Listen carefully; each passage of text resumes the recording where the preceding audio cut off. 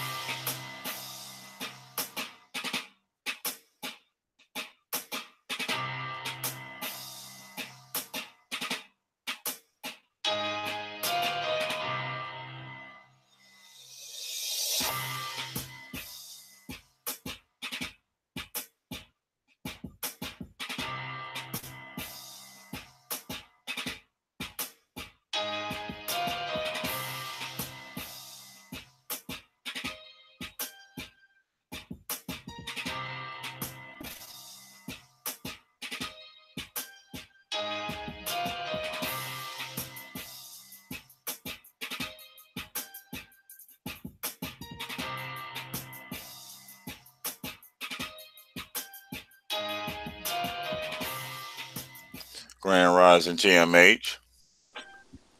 Grand Rising Bones, how you doing? Oh, no complaints, no complaints. Been working through the night and the rising. Yeah, I saw. I got like 30 new videos coming. Got with the video directors yesterday, so we got a lot of stuff done. Yeah, I figured you was up to something. I was like, okay, we'll see what's going on in the Rising when anything come up. That's it. That's it. Letting everybody get a chance to get situated. But like we got a good one for this rising.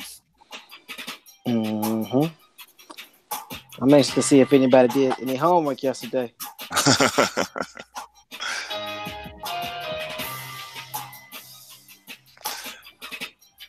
As those coming in, y'all can see today's topic is a continuation of yesterday, and it's history and overview of land grant college and systems.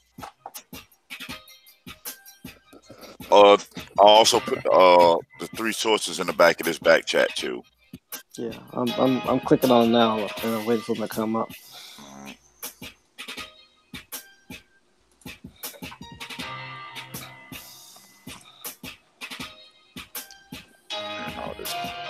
Grand Rising, no sellout. Grand Rising. Peace, y'all. Grand Rising. How you doing this rising? I'm all right. I'm doing good. How about y'all? Doing grand. How y'all doing? Same here, same here. Yep.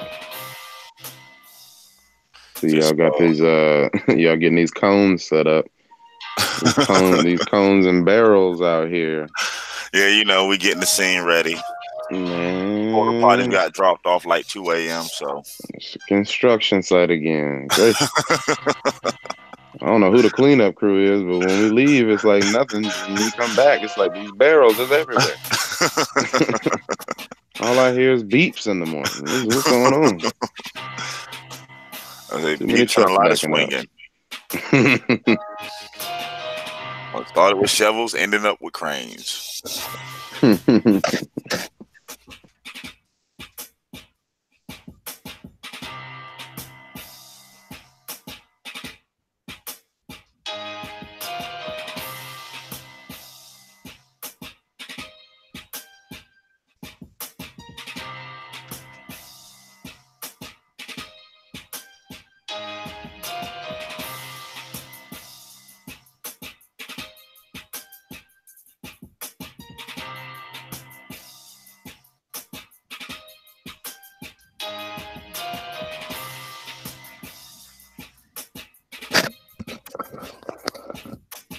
All right, got everything pulled up on my end. So do I. I think. Yeah, I do.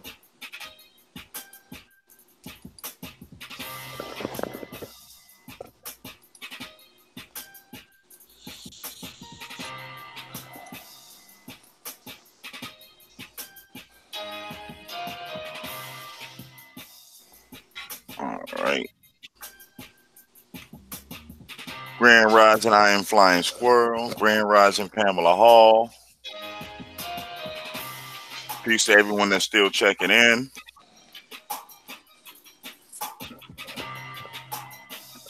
Before Courtney get on my case again. What up, Courtney? Yo. Got my own neighborhood telling me I don't say their name enough. Ain't that something? You should know that was gonna be happening. Like I see y'all every day. Get that neighborhood a shout out.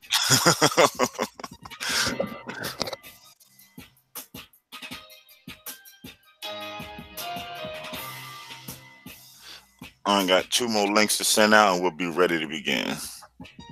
Got kind of behind on the links this rising. That might be because you hadn't gone to sleep yet. Don't tell nobody. Strike that last comment, you're on. Oh, my bad. Oh, let me rephrase that. Don't tell nobody else. That probably been more appropriate. I'll watch out for the loopiness a little later in the show. Oh, they go that goofy. That's normally when you come out lack of sleep. Yep. It was for a good reason. It was for a real good reason. Like, who are you talking to?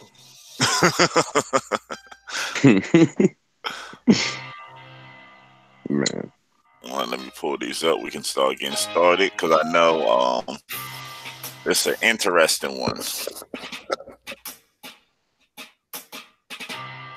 Anyone know which one we want to start diving into yet? Or don't matter? It don't matter. We could I'm do the ready to history. learn something. We could do the history only. last. We could do the history last because that's the Alright. history and the overview. So Yeah. Okay. So the first one is what says the Wiki one, the land grant universities. yeah, let's do that one. Let's do that one. Okay. Let me get this situated. Because that's the one with all the hyperlinks to it. Mess around, see you through down a whole bunch of rabbit holes. You're gonna need a backhoe, dig out. Bet we got 3 on the way. I'd say the land grant university, also called land grant college or land grant institution, is an institution of higher education in the United States. designed by a state to receive the benefits of the Morrill Acts of 1862 and 1890. The Morrill Acts funded educational institutions by granting federal controlled land to the states for them to sell, to raise funds, to establish and endow land grant colleges. The mission of these institutions, as set forth in the 1862 Act, is to focus on the teaching of practical agricultural science, military science, and engineering, so without excluding classical studies. As a response to the Industrial Revolution and changing social classes, this mission was in contrast to the historic practice of higher education to focus on liberal arts curriculum. A 1994 expansion gave land grant status to several tribal colleges and universities. Ultimately, most land grant colleges became large public universities that today offer a full spectrum of educational opportunities.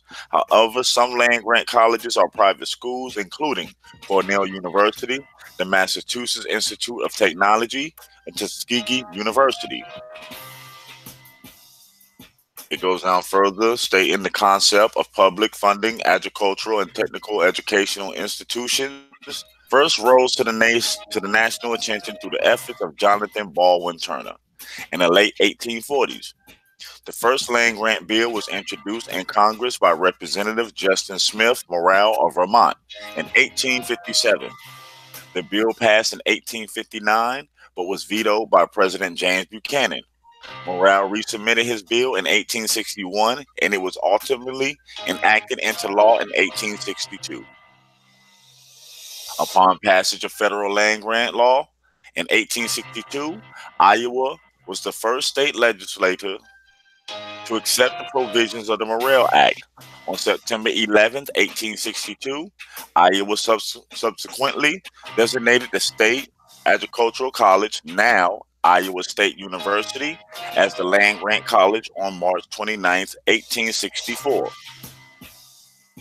The first land grant institution actually created under the Act was Kansas State University, which was established on February 16th, 1863, and opened on September 2nd, 1863. The oldest school that currently holds land grant status is Rutgers University, founded in 1766 and designated the Land Grant College of New Jersey in 1864. The oldest school to ever hold land grant status was Yale University, founded in 1701, which was named Connecticut's land grant recipient in 1863. This designation was later stripped by the Connecticut legislature in 1893 under populist pressures and transfers that would become the University of Connecticut. A second Morrill Act was passed in 1890, aimed at the former Confederate states. This act required each state to show that race was not an admission criteria, or else to designate a separate land grant institution for persons of color. Among the 70 colleges and universities which eventually evolved from the Morrill Acts are several of today's historically black colleges and universities. Through the 1890 Act, granted cash instead of land. It granted colleges under the Act the same legal standing as the 1862 Act. Colleges, hence the term land grant college, properly applies to both groups. Later on, other colleges such as the University of the District of Columbia and the 1994 land grant colleges for Native Americans were also awarded cash by Congress in lieu of the land to achieve land grant status. And limitation of the land grant colleges focuses on agriculture and mechanical research. Congress later established programs of seed grant colleges, aquatic research in 1966, space grant colleges, space research in 1988, and sun grant colleges, sustainable energy research in 2003. West Virginia University, a historically black university, is the only current land grant university to have lost land grant status when desegregation cost it its state funding in 1957 and then subsequently regained it. which happened in 2001. The land grant college system has been seen as a majority contributor in the faster growth rate of the U.S. economy that led to its overtaking the United Kingdom as an economic superpower. According to research by faculty from the State University of New York, the three-part mission of the land grant university continues to evolve. In the 21st century, what originally was described as teaching, research, and service was renamed learning, discovery, and engagement by the Kellogg Commission on the Future of the State and Land Grant Universities, and again recast as talent, innovation, and placed by the Association of Public and Land Grant Universities. State law precedents.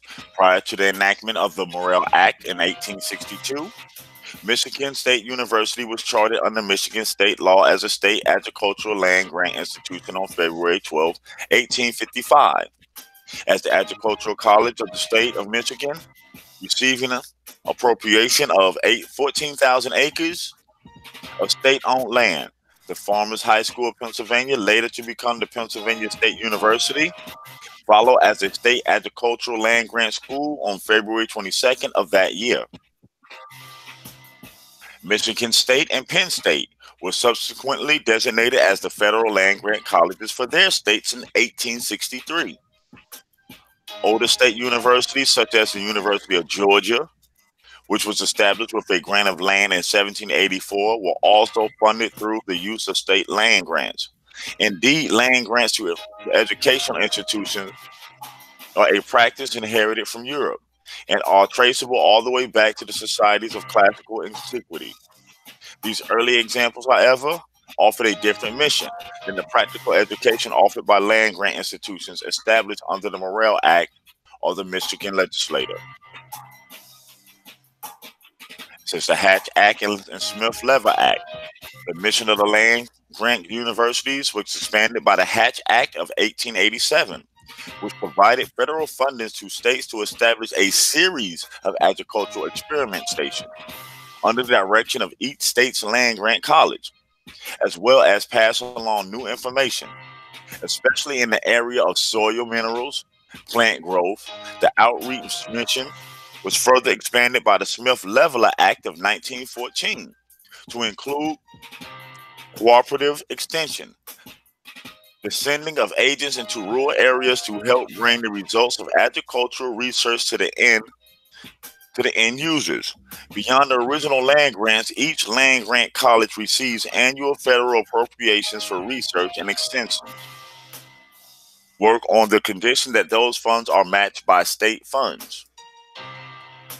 Its state's expansion, while today land grant universities were initially known as land grant colleges, only a few of the more than 70 institutions that developed from Morrill Acts retain college in their official names. Most are universities.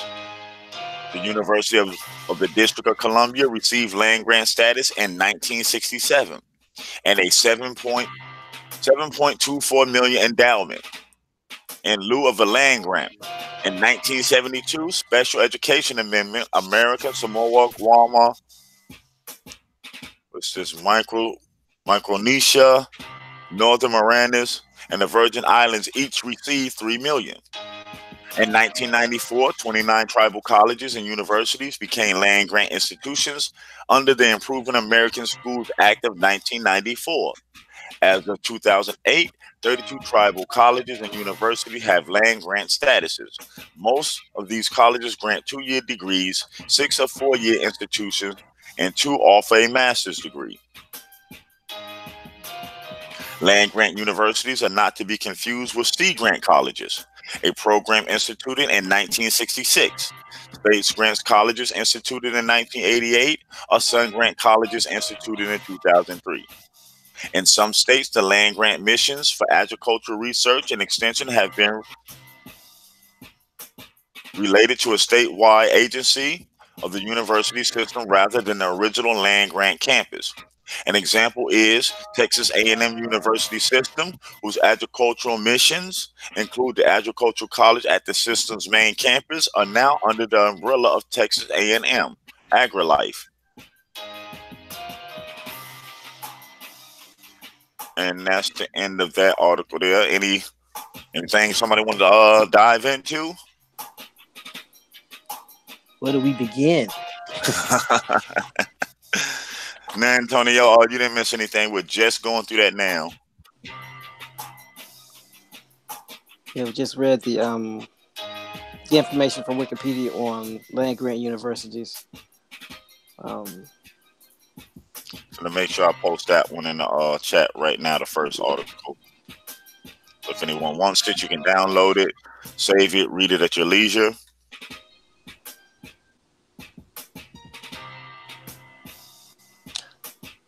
The first thing I want to look at is in this, basically the second paragraph where it says Morrill Acts funded educational institutions by granting federally controlled land to states for them to sell, to raise funds, to establish and endow land grant colleges. To establish and endow land grant colleges. So federally controlled land. Yeah. What is federally controlled land? Let's see.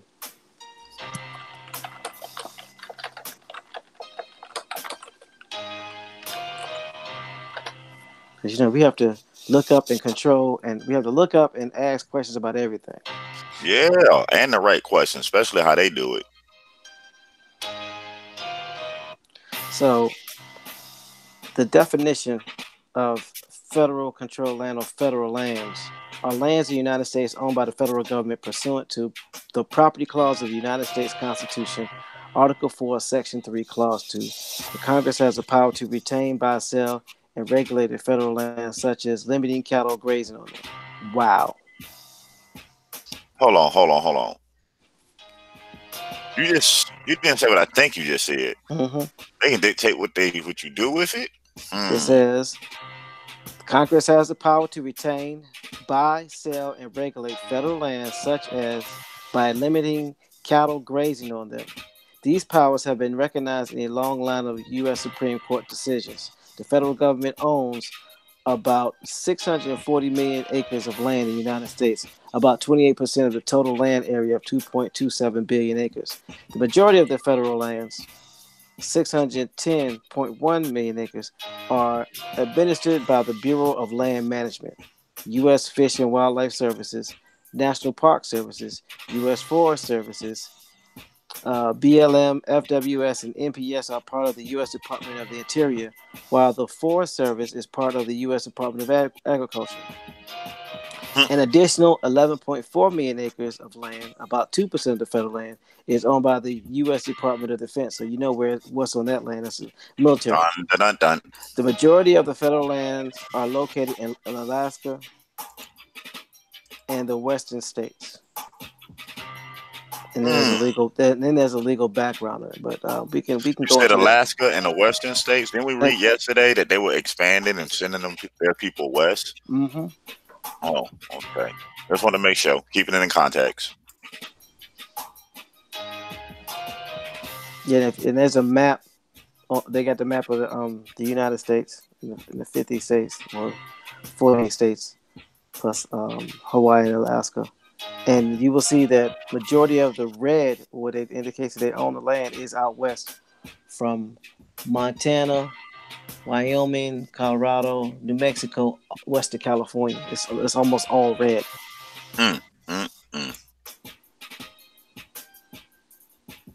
So what they're doing is they're taking these federal controlled lands and they are giving institutions the right to sell, raise funds, and to establish and endow land grant colleges. It says the mission of these institutions are set forth in 1862 is to focus on the teaching of practical agricultural science, military science, and engineering as a response to the Industrial Revolution. Who knows what the Industrial Revolution was? We getting deep. The Industrial Revolution was a transition. Industrial Revolution was a transition to the new manufacturing process in Europe and the U.S. in the period from about 1760 to sometime between 1820 and 1840. This transition included going from hand production methods to machines, new chemical manufacturing, and iron production processes, the increasing use of steam power and water power, the development of machine tools, and the rise of mechanized factory systems. The Industrial Revolution also led to an unprecedented rise in the rate of population growth. Wonder why? Because you were sending people over to the United States from everywhere else. Mm-hmm. Textiles were the dominant industry of the Industrial Revolution in terms of employment. Let's see this again. Think about Oh. this. Now they're talking about from 1760 to 1840, during the Mm-hmm. time where there's supposed to be good old fashioned slavery, and everybody's working in the cotton plantations. Textiles were the dominant industry of the Industrial Revolution in terms of employment value, of output, and capital invested. The textile industry was also the first to use modern production methods. Was it the Industrial. first textiles over here with a leading one? Wasn't it hemp, if I remember correctly? Didn't mean to cut you off. Nah, you good. Well, depending on where we're talking about in history or when we're talking about in history will determine who, what, when, where, and why. Because the next paragraph goes on to read that the Industrial Revolution began in Great Britain and many of the technological innovations were of British origin.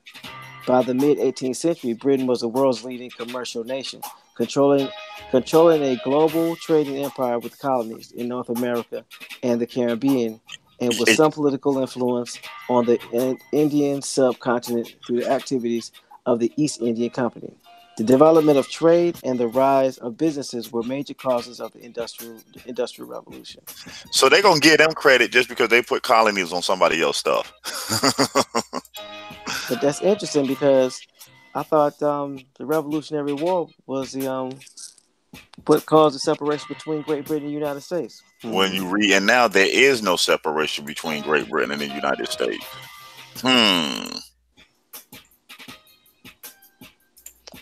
Makes you wonder. So it says the Industrial Revolution marks a major turning point in history. Almost every aspect of daily life was influenced in some way.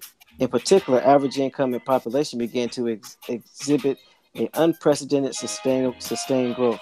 Some economists say that the major impact of the Industrial Revolution was the standard of living. So the standard of living came about in the mid 1800s, for the general population began to increase consistently for the first time in history, although others have said that it did not begin to meaningfully improve until the late 19th and 20th century. Oh wow, when they started getting into it, let me hush. Well, let's be real. That's when they got into it, the 1800s. That's our ancestors. It's kind of funny they talking about employment and the standard of living is increasing. Isn't this at the same time where over 50% of the population, were close to 50% supposed to be slaves? Mm-hmm. or is the real definition of slavery actually Work. yes, work? That's how I look at it. So it's Anyway, interesting that the picture that they depict here is because I'm gonna put this in the back chat, this link in the back chat, talk about the Industrial Revolution, and this ties into what we talked about yesterday. There's a picture in this Industrial Revolution Wikipedia piece, and it says Robert's loom in a weaving shed in 1834. Textiles were the leading industry of the Industrial Revolution, and mechanized factory powered by a central water wheel or steam engine were the new workplace. And in these textiles, they are women working. I don't see not one man, except for somebody that's a man looking like he on a cap and gown supervisor. And this is in 1835. And all these women look European. You said steam engine, right? Mm-hmm. Wasn't the steam engine the birth of the Industrial Revolution because it was able to mechanize things? Mm-hmm. Isn't this the same thing that King told us after they built these colleges and we taught them how to farm? They accelerated it by mechanizing it and bringing their machines to it, messing up the land. Exactly. So just from that one article that you read concerning the land grant universities, there are a number of things happening because of the land grant university, or in concert, or running simultaneously. Because we were Mm-hmm. taught that history happens linearly, when in fact it is not. Nope. Everything's happening around the same time. So Bingo. the Industrial Revolution started between 1760 and 1840. Who learned that in Who learned that in high school and college? That the Industrial Revolution started in 1760. Let's just think for a second. You said 1760 to 18, what, 40? 40, yeah. What else was going on in them 1800s? Let's We see. got In 1830, you had the Underground Railroad. mm, 1838, you had the Trail of Tears. And then you had in 1861, you had the Civil War, where the war was less war and more civil, yeah, which created the civilized Indians, yeah. um, Civil. civilized tribes. And then you had dams being built. Mm. The average state has over 10 to has over 10 dams in it, because they was redirecting and controlling the waterways. And this is at the same time that they're doing this land grabbing too with these land grant acts, right? Hmm. And at the same time, there's supposed to be a war going on. Indians supposed to be fighting. Colonizers. Ooh, there's a whole lot going on. Where all these people coming from? That's a good question. It's a good question. Does anybody know where all these people are coming from? Ah, we've been past a number of people that were supposed to be in the country at the time when this was going on. Yeah, according to the 1860 census, there was 34,344,000 total. In the southern states, the lower southern states, not just the southern states, but the lower southern states, there was 2.3 million slaves. But So this is just the numerator, right? You're just yeah, talking yeah, about yeah, people that's yeah, here. yeah, yeah, yeah, Okay. yeah. But of those 2.3, and this is the reason why critical thinking is important, because the way that it's stated, it could be easily missed. First, they give you the big number, 34,344,000, and then they tell you that the lower southern states had 2.3 million people, 2.3 million slaves. So that's not counting the upper southern states, nor up north, right? But then in parentheses it says that's 47% of the total population. Well, you know, my math says that 2.3 million is a lot lower than 47% of 34 million.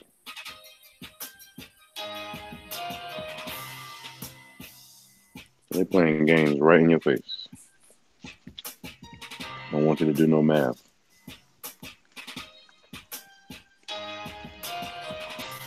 And then they tell you that there were six. They tell you that there was 2 million people that fought for the North, and 750,000 that fought for the South. Correct? Mm, mm, mm, mm, mm. I've been on like the 5 minute head scratch. So you figure 47%, 50%, But the 50% population of is enslaved, right? right, because now you have to do reverse math. In order to get to 2.3 million, you'd have to double that number, and that would put you at what, 98%, right? So that means it's what, 4.6, 4.8 million people total. If the slaves were 47% of the population, the total population, that's what it says in the parentheses. All you gotta do is Google it. So the question is, what happened to what was the nationality, the ethnicity, or who were these individuals that were not counted that was over 24 million?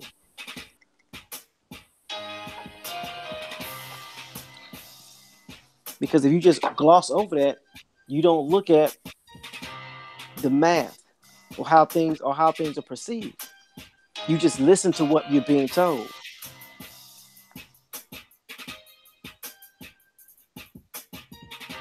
So it makes you think that we have to question everything that we've ever been told, and we have to start really looking at how things are presented to us, and where we need to stop making assumptions. And like Bone says, stop using your eyes when you hear certain things. You have to ask the right questions. Think about it. If you hear something and it sounds questionable, you don't use your eyes, you use your mouth and speak up.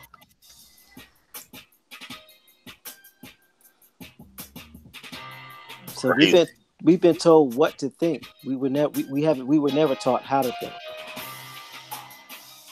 So Bingo. the Industrial Revolution, according to this, started, Wikipedia, started in 1760, and it says to somewhere between 1820 and 1840. And so it went from hand production methods to machines. Now, if we remember, according to, history, the patent office got erected and started accepting patents in 1790, the same year that the census was put out. So think about this: you have the patent office go up in 1790, but the Industrial Revolution started in 1760. So if the patent office didn't go up until 1790, but the industrial period in the United States started in 1760, who was creating all this stuff? These mechanized machines.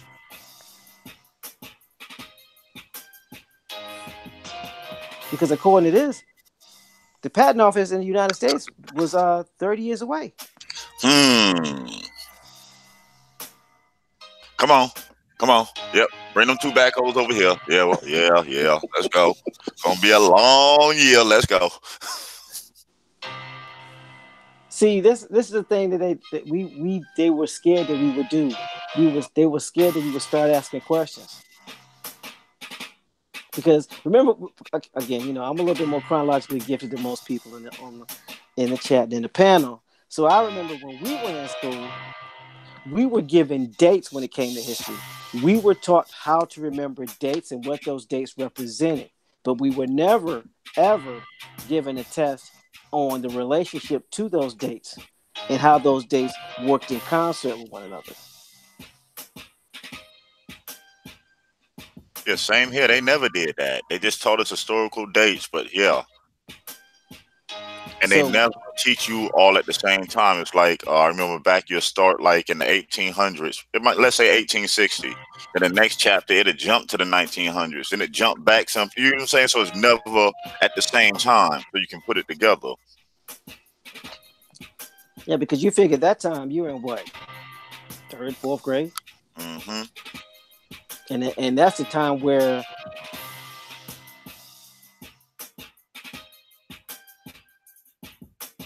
sorry, if any of us have children, you don't know during those times between 2 and 6, that favorite Latin alphabet becomes very prevalent. Why?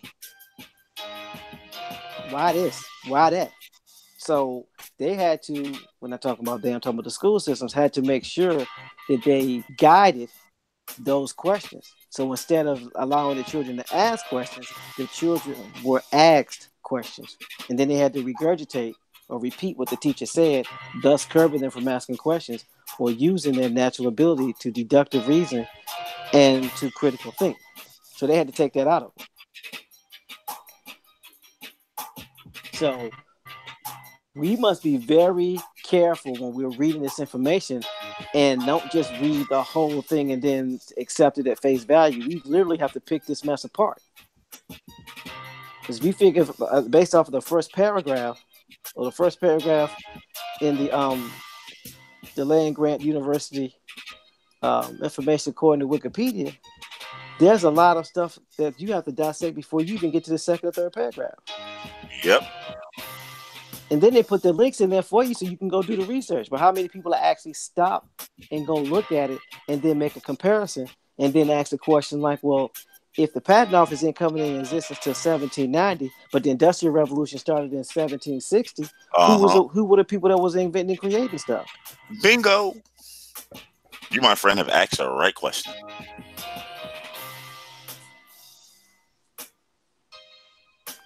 So I don't know. So what do y'all thinking? What do y'all think on? What do y'all thinking? What do you think on the chat?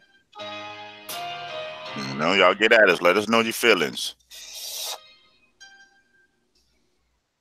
Like I said, it's weird because even that you mentioned going back to school about it, you notice primary school or elementary school, depends on what they called it at what time you went. Right. They teach you like basic events. Then you notice you get to middle school. You get history in middle school, so-called middle school. Then you Right. know when you get to high school and your understanding of things, they actually take that subject and break it up 5 different ways.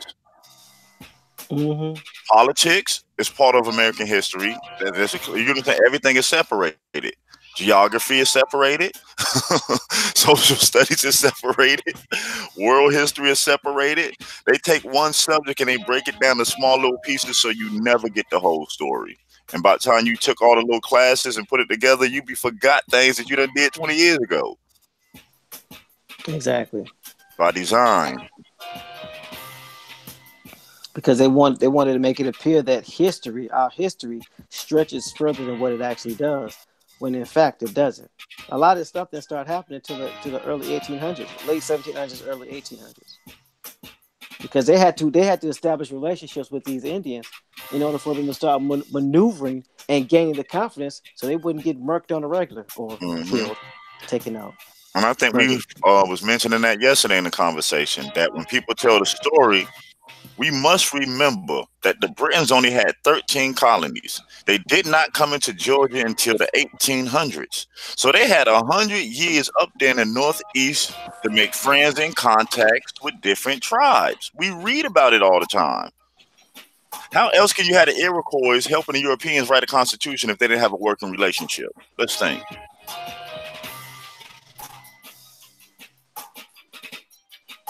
Had to have time, had to build relationships. Anybody remember that TV show, Survivor? Where they dropped a group of people on some supposed to be desert island or some remote location. Yeah, it took half the season for them to build a relationship with certain people. And that's the whole thing. You take these strangers who all have one goal in mind to win, but in order for them to win, there had to be what? Alliances. You basically have a group of people who don't trust each other, but it mattered about, well, I could trust you better than I could trust her, or I could trust him better than I could trust them. So we're gonna align because we have more in common, but we also may have an enemy in common. So the friend of my friend now becomes my enemy. Yes, sir. And here's the thing that we need to pay attention to, because I don't want it to be romanticized or fantasized that all tribes agreed and got along, because that's not true. Never happened. All tribes did not get along. All tribes didn't operate in a kumbaya fashion. Nope. Now they may not have warred like is started to be depicted once the colonizer got here, but they weren't always in agreement with things. You had certain tribes that were responsible for certain things, and they had certain rights where they could pass without being impeded. So obviously, jealousy could have been something that was going on with these tribes. And then you had tribes that were smaller, that were envious because they weren't as big, just like human nature today. And if given the opportunity to move up in status or power, or what happens in land or gain access, if given that opportunity, would they take it? History says yes. History says yes. Right now says yes. I mean, we don't even have to go that far back. How many of these stories we hear in our neighborhoods that people got sold out because they was promised a little trinket? Come on, man. You're right. We got to start being honest with ourselves first. Free says they made it frustrating to be able to unravel a lot of this information, whether ignorantly or purposefully. They're simply preparing us for work, etymology of education. Exactly. Because by the time you get to work, whether it's work after graduating from high school or work from after graduating from college, the last thing that you want to do is do what? Go back to Read and school. study and go back to school. Exactly. So They they know it. basically beat that out of you. Hmm. But think about it. When you go to their institutions, we got to remember a school is an institution. The military is an institution. Before I can reteach you what I got to do, I got to break you down. See, the school is repetitive of 12 years over and over to break you down so they can mold you back in their model. We got to remember what the schools were for. The schools went hand in hand with the industrial, programming a working class to keep them sleep. Say that one more time. School was part of the industrial revolution to program a working class to keep them sleep. You never noticed? Look at how schools evolved along with the workforce. All of us that went to school, elementary school in the 80s, you went to school just like how you went to work. Couple of minutes, then you get a 15-minute break. You go back and you had lunch. You go back another 15-minute break, then you finish your day. Wasn't that the workforce in the 70s and 80s? Yep. Then you notice as the jobs changed to have rotating tasks, the children of the 90s and 2000s, they had rotating schedules. To where Monday they had this class, Tuesday to be this class, Wednesday to be that class. It's because they're training them for what? School is training. Make no mistake about it. You're being trained for what? Being trained for jobs. So I went and did some more. I went and did some further googling, and I decided to Google the original purpose for colleges. So Hmm. it led me to history of higher education in the United States. So it says the colonial era. That's a good era to start with, isn't it? So colonial era. Religious denominations established most early colleges in order to train ministers. Now it says higher education, right? The history of Yep, higher education. Why are they talking about college ministers? because their education stemmed out of their so-called religious context. And if you study history, you'll realize they use religion to control people. So they were using religious colleges. They was using colleges at first to train, to ordain, to in order to train ministers. They were modeled after Oxford and Cambridge universities in England, as well as Scottish universities. Harvard College was founded by the Massachusetts, where the Narragansetts and the Iroquois and the Algonquin Indians were. Hold on. You said Massachusetts? Yeah, Massachusetts. Oh, that isn't that's where ain't that like where them colonists came from Europe over there? Yeah, yeah. Oh, okay. I was just checking. So Harvard Oh, College was founded by the Massachusetts Bay Colonial Legislature in 1636 and named after an early benefactor. Most of the funding came from the colony, but the colleges began to collect endowments early on. Harvard first focused on training young men for the ministry and won general support from the Puritan government, some of whose leaders had attended either Oxford or Cambridge. The College of William and Mary was founded by the Virginia government in 1693. Now, I know some people that graduated from William and Mary. Shout out to William and Mary in the Tidewater area. shoot. Peace. And it says in 1693, with 20,000 acres of land for an endowment and a penny tax on every pound of tobacco, together with an annual appropriation. James Fled, a leading Church of England minister in the colony, was president for 50 years. And the college won the broad support of the Virginia gentry. It trained many of the lawyers, politicians, and leading planters at the time. Yale College was founded in 1701. Wasn't Yale College one of the original land grant recipients? Yes, it was. And in 1716 was relocated to New Haven, Connecticut. The conservative Puritan ministers of Connecticut had grown dissatisfied with the more liberal theology of And they, Harvard and wanted their own school to train Orthodox ministers. So I'm gonna stop right there for a second. it was a So religious fight with the different schools. now remember when we talked about how many Indians end up going from being in the tribe to being in the church? Yes, sir. Well, Like it someone was had to yesterday. someone had to train their ministers, right? Mm-hmm. Because remember, they first had Indian schools. Mm-hmm. Indian schools became churches. Is that the process of it being an Indian school, a religious school, then a church, then a university? Just saying. Very possible. According to history, that's what happened. Because all it takes is one generation. If I can get the first generation program to be preachers, it's gonna keep running itself from there. Like, because then in certain states, you don't need to go to a university to be ordained. In some universities, you don't even. I mean, in some states, you don't even have to be ordained to be a minister, right? I know Georgia's one of those states. Yep. Don't ask me Mm-hmm. how I know. Georgia, Georgia. Well, they didn't have too much influence in Georgia or the southern area like that because they didn't get control like that. That's why you see all them schools. If you look at the majority of their schools, it's on the northeast and towards the middle of the country where they were at. They tell you that the southern schools didn't start popping up to win after the Civil War because what they said, if you're not going against the U.S. Army or the U.S. Union, you can be allowed land grants. Ain't that funny? And Yeah, then we because read that the Union was getting a butt whooped, so they had to come up with something. yeah, after the first year of war, so-called war, they was getting beat, and Mollywop.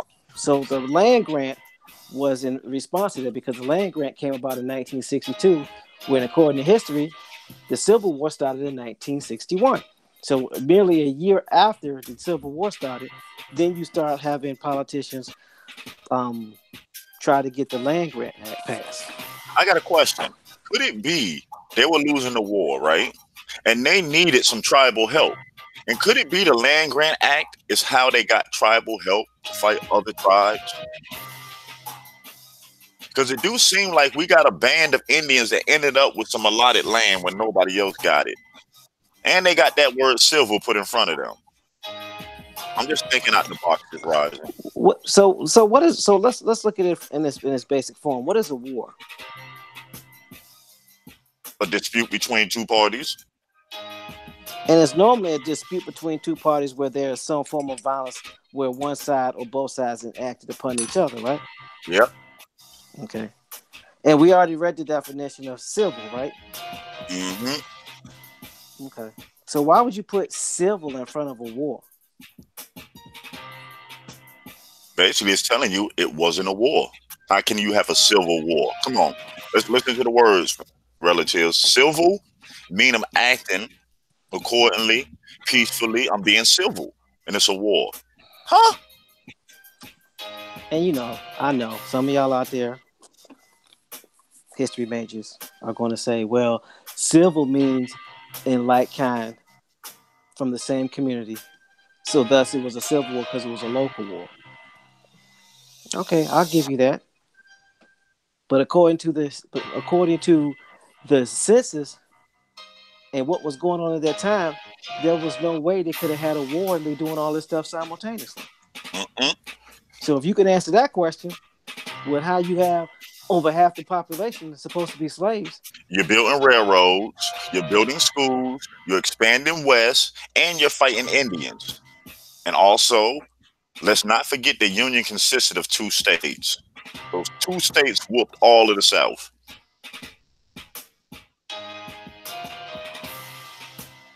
I didn't think them two states had enough population to even be considered an army. Not into that, but that's interesting. So the reason why I say that is that didn't because somebody in the chat had mentioned that they taught us how to debate, right? So what is a debate? A debate ain't nothing but an orchestrated show. I mean, let's be honest. If you took debate class at any time or was ever on a debate team, don't both sides know the argument already? Mm-hmm. Don't both sides know the points already? Mm-hmm. It's really just an orchestrated show in front of people to see who argued their point the best. It's not about right or wrong. Debate's never been about right or wrong. It's about who can articulate their argument better. and when the matter of public opinion, right? That's it. It's about public opinion, social status. Oops. So couldn't a civil war be nothing more than a debate or an argument? They had a whole lot of debates going on. People arguing about status and where they belong and where they should fit in at this time. Hmm. You had a class of white farmers that wasn't allowed to buy farmland in the South. That sounds like a good enough argument to start. And Tamil and please forgive me if I mispronounce your name. Tamil said a structured form of communicating a point of reference. It's a great point. That's it. And it's structured. So if it's structured and it's guidelines with rules and all this, so everybody know what's going on, both parties know what's going on before it happens. What is the purpose for it again? To win public opinion or to win representation. Look at this. Every 4 years, we see presidential debates.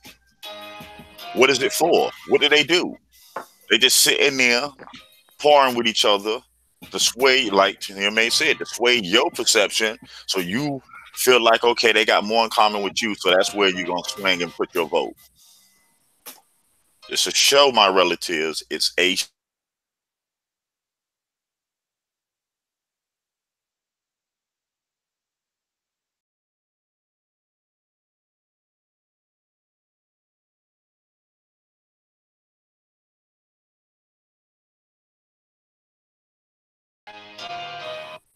Getting these land grants for these universities.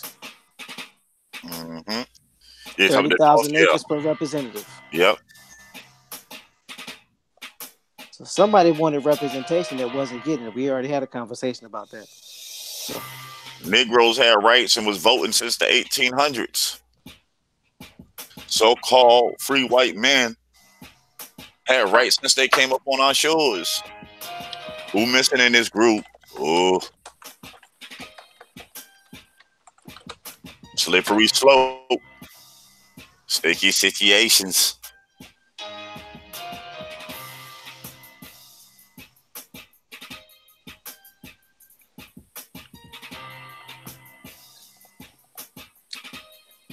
Grand Rise Joe 47. Peace. so we have to get back to looking at things from a different perspective and from what they call a 10,000 foot view as opposed to looking at it ground level, because when you ground level you're so close up on that you can't see it. You can't see anything. That's why you always hear me say every now and then it pays to take a step back. Take a step back and just look. Use critical thinking. Use your common sense. If we were meant for somebody to tell us something and just follow,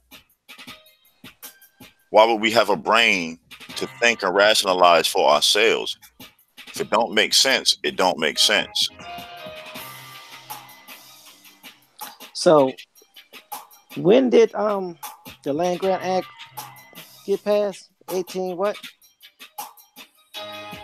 Was it 1860? 1862. Mm-hmm. So again, I'm And digging, getting the before that, backhoe, getting the shovel, that's the pickaxe out. I went and looked up when did race and color become a situation with the census. uh-oh. This man done bought in the front end loader too. Let's go. And it says, according to the 1850 census, saw a dramatic shift in the way information about residents was collected. For the first time, now this is important because this goes back to what we talked about yesterday. It says for the first time, free persons were listed individually instead of by head of household. I'm gonna say it again. Free persons were listed individually instead of by head of household.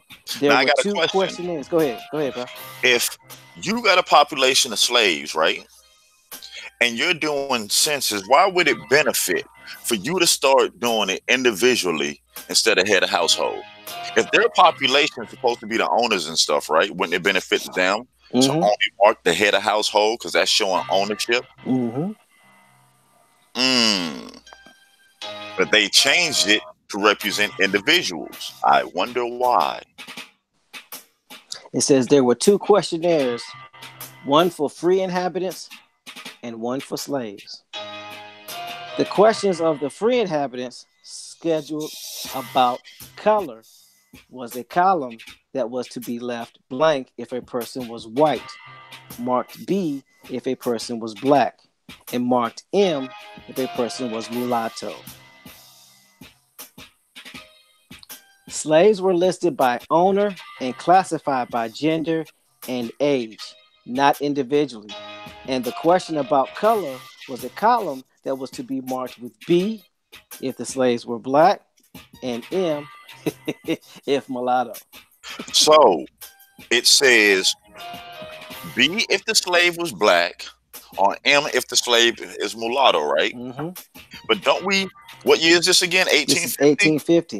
In 1850, isn't Negro a category? Mm-hmm. So if I'm a Negro, and I know we did this like two, 3 days in a row. If I'm a Negro, who black? Mm-hmm. Mm-hmm. Woo! And in census, it says color or race. And remember, we did the definition of race, and race is nothing more than a category. Because at one particular time, you was either white, black, or free. Yeah, the original category was white. Well, free person's a color, free white person a slave. So if you saying people of color are slaves, why would you have them categories separated? Or free Just white. like, yeah, you got Negro. You hit it right on the head again. Free whites. If there's free whites and they're writing free whites, they gotta be whites that ain't free. Now, there's no category to say non-free whites. It's only free white, free persons of color, and slaves. So a non-free white would have to be a what? Have to be somebody that's melanated. Woo! Stop using your eyes again, relatives. It gets deep. And it says that the question of the free inhabitants schedule about color was a column that was left blank. So it says the question of the free inhabitants schedule about color was a column that was left blank if a person was white, marked B if a person was black, and marked M if a person was a mulatto. So they didn't ask anything about Negroes. Nothing about no Negro. Because we have to remember, at this time, black ain't talking about us. Mm-hmm. Black didn't become our title until 1920 when they replaced Negro with black. So at this time, anytime they say black, they're not talking about us.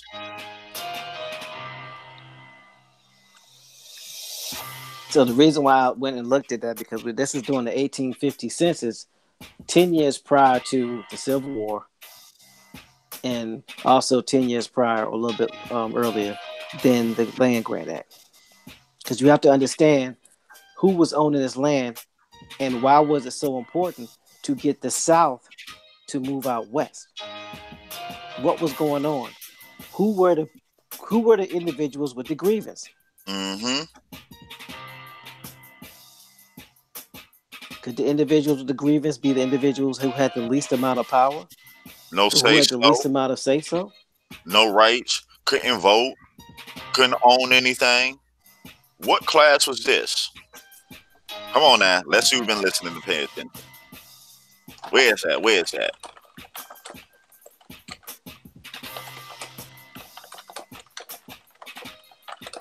I'll make it a little bit easier. What's the smallest minority to this day in the country? What is the smallest minority group in the country? And they've been here for a long time.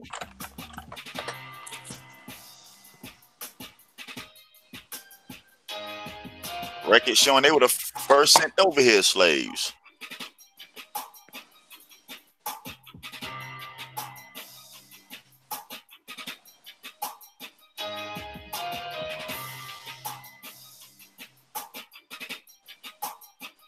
See LJ Free like, ooh, ooh, ooh, I know, I know, I know.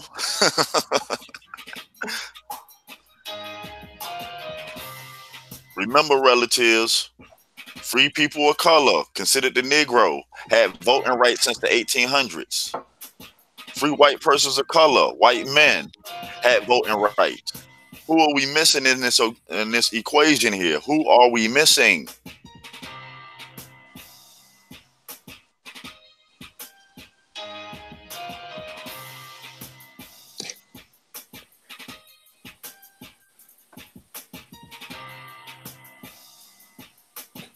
David Corey I know got you know. I know David Corey know. He stay up on it. That brother wake up in the morning with a hard hat, pickaxe, shovel, and a whole crew full of backhoes and diggers. the best way to answer that question to help people out is who benefited the most from the Civil Rights Act, and who is still benefiting from the Civil Rights Act, and the one minority that people pay no attention to when it comes to color. Never do. Look up that affirmative action. Who gained the most? Who civil rights was really for? Not us.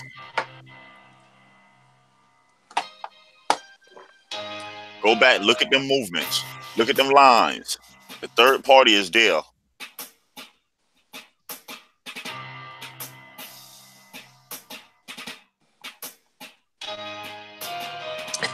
David, David is funny. Y'all get that man a prize. Get that man a prize this rising.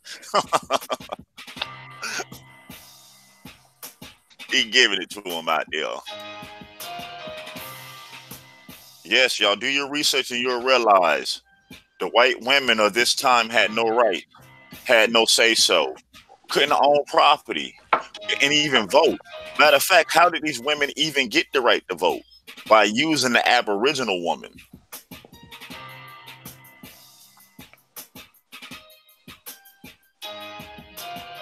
Go back and reread Baker's Rebellion.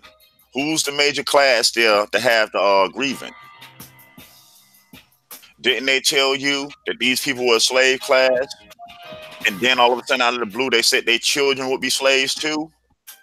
Then all of a sudden, you see this uprising?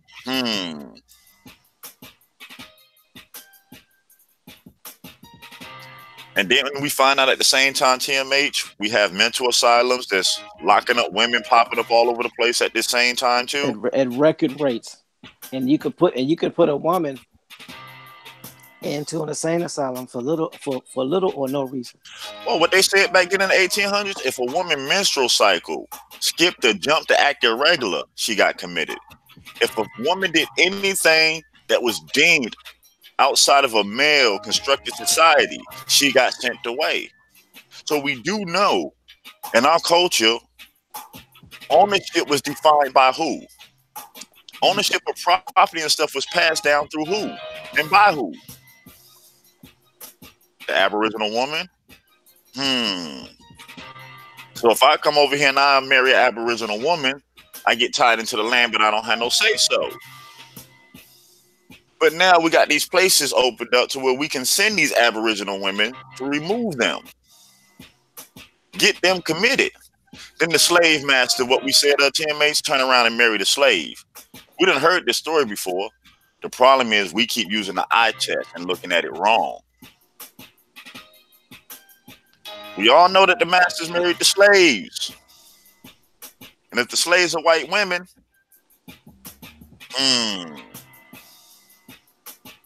and now they get this property and this land, because you have to ask yourself, how does a poor peasant class come over here with no wealth, no money as a working class, and overnight come out with property and money and things?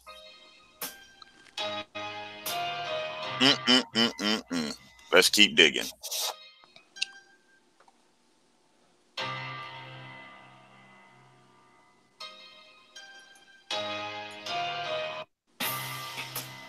And if we are truly understanding and getting back to our roots and doing our genealogy, we would know that Indian tribes were known for adopting people once they got to know them. So you spend good 10, 15 years over here with us, we're going to treat you like family. You're going to start marrying into our family because now you are a part of our family.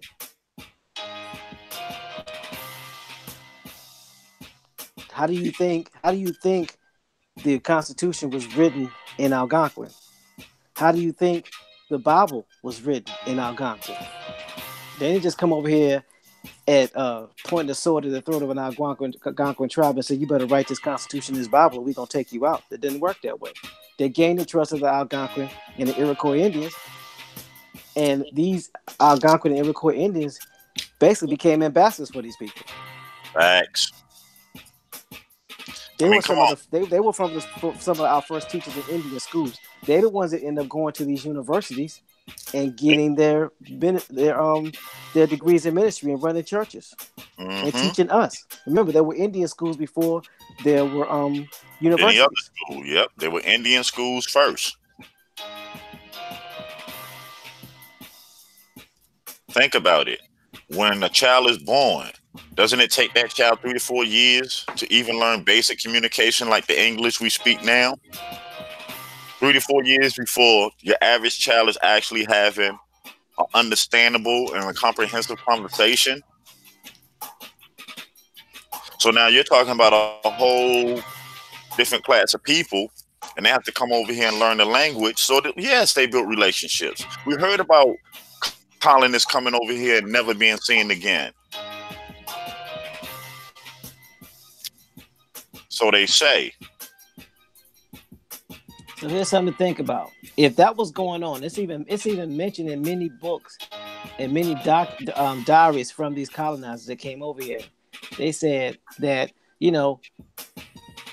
we saw that Indians were marrying and getting access to land, so we thought it'd be a good idea for us to do the same thing. So let's paint this picture. We already know it's a fact that the first slaves that come over here to this continent were white women, right? So you have Indians that have slaves, and then you have Europeans that have slaves. Mm-hmm. Now, a European marries into an Indian family and gets an Indian wife.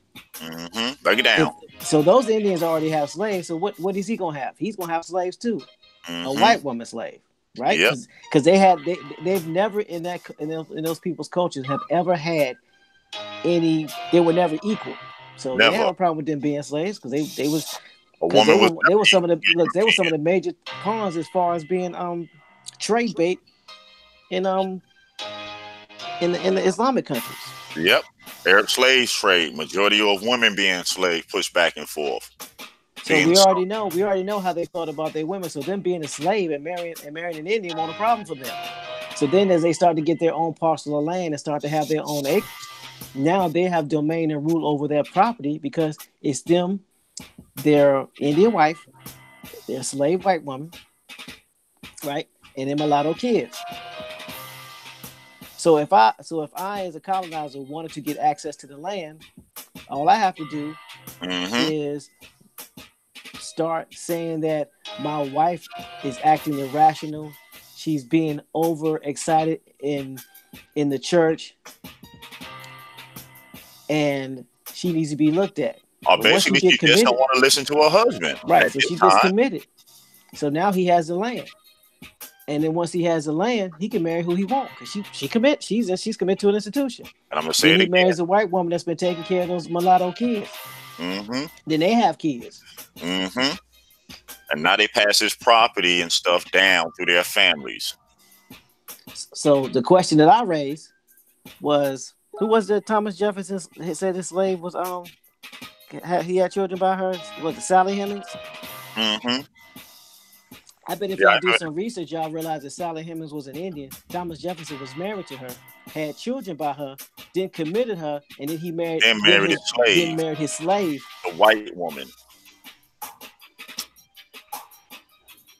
You have to ask yourself this. You're gonna marry somebody in your race that looks like you, that don't look like you, right? Wow. Think about it, man. Which one makes more plausible sense? How did Benjamin Franklin acquire his wealth and his land? How? We know all these people came over here as poor peasants.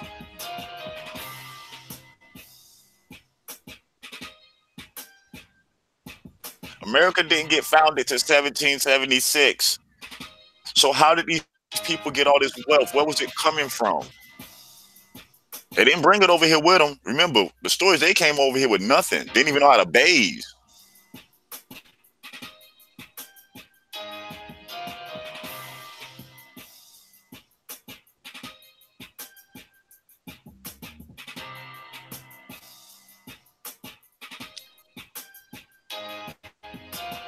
And to address the situation, back going back to the census and talking about the race and color, to put things in its proper perspective.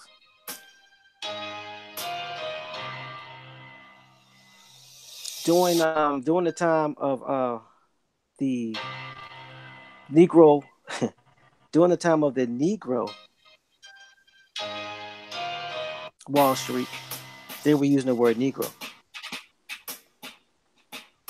And we know that there were Indians migrating out to the west in Tulsa, Oklahoma, in the early 1930s, 1938. They said it was the Trail of Tears.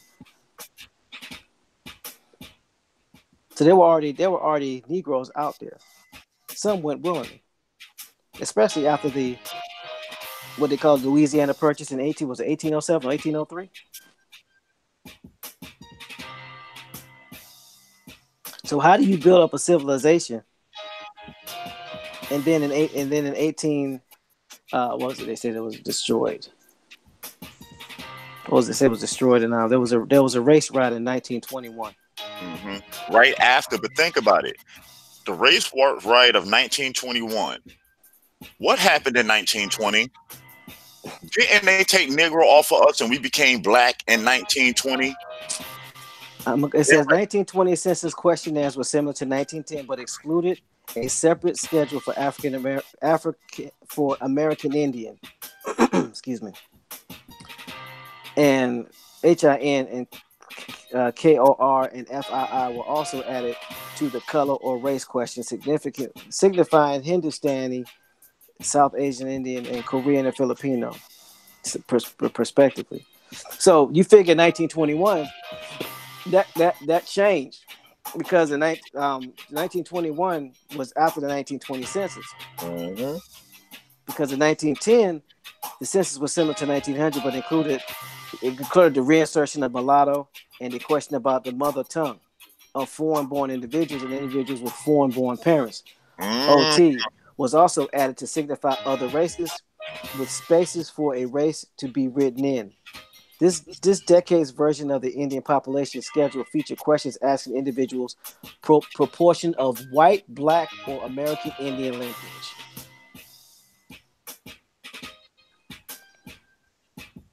So that was included in the 1920 census as well. You just said something that made me rewind back to 1865. The Emancipation Proclamation was signed, technically making the slaves citizens to the U.S., right? 1866, Indian Treaty was signed, saying that all the slaves can have rights to the Indians. What slaves are we talking about? I'm saying it again. We got to stop using our eyes, y'all.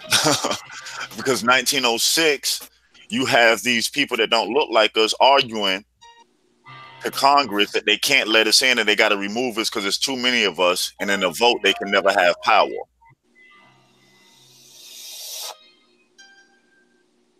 So how did they get power? And I'm going to bring it back again. We hear the story about 40 acres and a mule. And right after the story of 40 acres and a mule, didn't President Lincoln do the Homestead Act and was giving these people land? Yeah, because the Homestead Act happened before the land grant. Before the land grant. So before they started doing colleges and giving states land, they made sure that class of slaves, they were given land out west, right?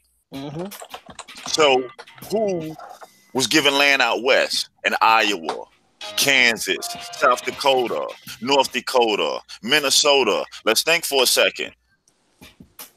Where's our large population at? Ain't we still like in the South, on the Southeast? We still here?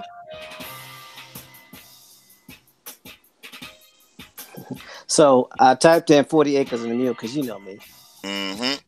It says The phrase echoed through the South in the aftermath of the Civil War, asserting the right of the newly freed African Americans. Okay, of course they weren't called African Americans then because African Americans was not even put in the census until 2000. So we know that's BS.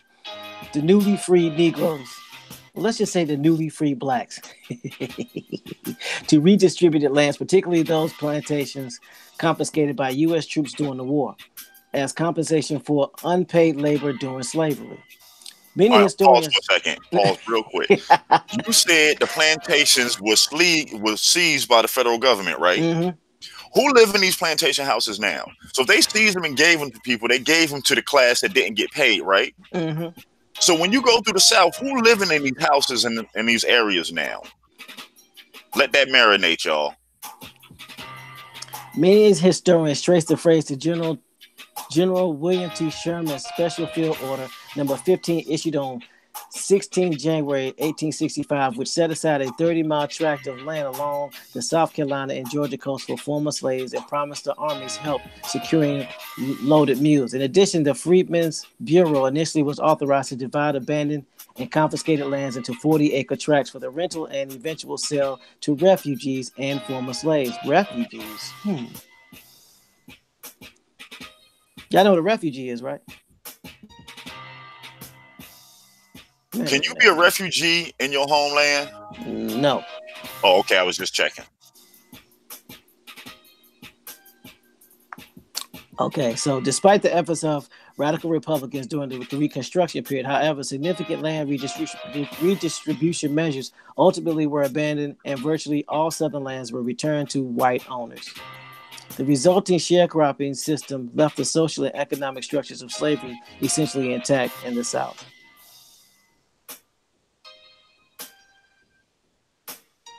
You know what's so funny? What's up? What's the lowest class in the South? Because the last I looked, the Negro isn't at the bottom in the South. Not in the South. There's a class of people that's way up under us. Who would that be? Nowadays, they try to call them white trailer trash, hillbillies. No offense to no one. I'm just, quoting the titles that they give them. So the phase itself continued to live vividly in the minds of most African Americans. Anyway, that term didn't exist. Throughout the 20th century, symbolizing the many unfinished businesses of the Civil War. It thus was used to advocate the affirmative action programs that developed the civil rights movement in 1960. Let me repeat that. It thus was used to advocate the affirmative action programs that developed the civil rights movements in the 1960s. As the 21st century began, moreover, a group of prominent defense attorneys and civil rights activists used the phrase in making proposals for class action lawsuits and other measures designed to secure financial reparations for descendants of African American slaves. ADOS.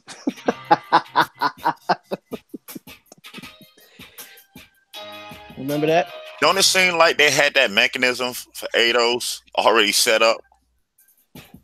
Mm-hmm. Like they knew this day was coming. I wonder why.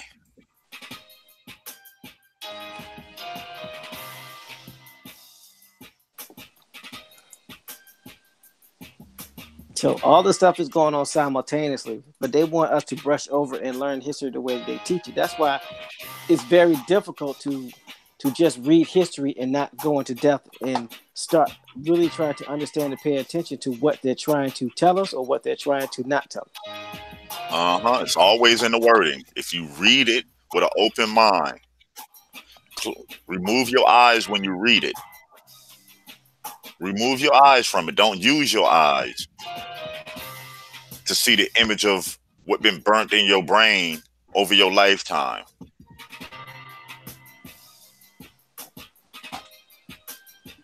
Trying to control your brain, control the way you think, and see. So you can't see the writing on the wall and the truth.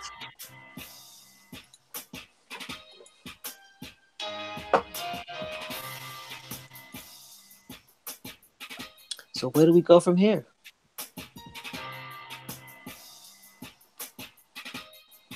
Because now you have The Morrill Acts funded educational institutions by granting federally controlled land to states for them to sell and raise funds to establish endowment and land grant colleges.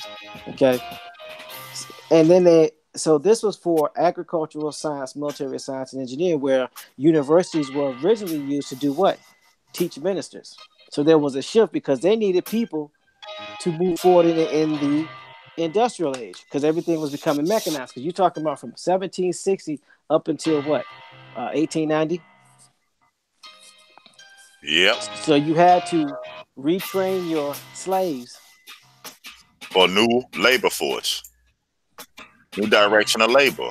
But also think it is so what David Corey said. Mules are sterile. What is a mule, y'all? Is it a mule a hybrid from two different species of horses, we'll say? Mm-hmm. And the mule can't reproduce. So technically, if I took an Indian and I took a European and they had a child, we know that recessive gene can't reproduce like we reproduce, right? Mm-hmm. And a mule is technically a slave, right? Bred Yep. just to work. Has no rights, no other purpose but to work. No, David Corey, they wrote things down for their children. They wrote things down so they'll never forget. Because you got to remember what they said about us. To hide something from us, what they said. Where they said they were going to put it. Where they tell you they put stuff to keep stuff from us. Put it in a book. Because they keep us so occupied chasing the rabbit tail that we don't take the time out to use critical thinking and reading to fully understand. We just comprehending. Comprehending don't mean you understand fully. To comprehend what you're telling me mean I'm submitting to what you're telling me because I'm not questioning what you're telling me.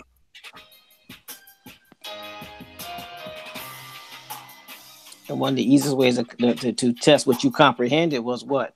Word puzzles. Remember those word puzzles they used to give us? Yeah, constantly give you.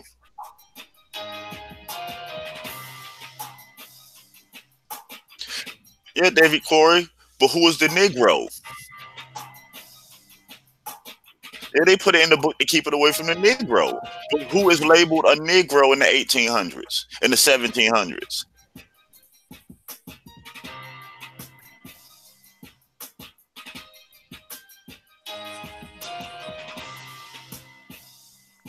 No, David Corey, the census told you how they defined who a Negro was by the one drop rule. The one drop rule was put in to define Negroes. And what did they also say? If you was melanated and a European, that child, depending on the person that came out and how they viewed them, could be labeled white, Indian, mulatto, black. But this the catcher. In rare cases, Negro.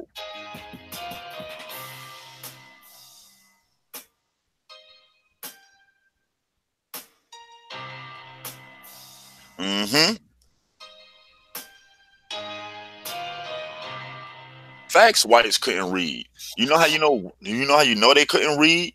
Didn't they tell you that their school system for where they came from was based on religion and only people that were going there to be ministers and priests? And Not ain't they the only that, ones that they not, came to a foreign land? They needed to know their way around. They needed to know the culture and the things here. So who really needed the school? and also too, when we use the term being literate or not being able to read, or when they say they kept us from reading, you got to realize we had our own language, and we also could write in our own language. So when they say they kept us from reading, that didn't mean we didn't write. We just didn't write in their language. Bingo. That's why they use the word literate.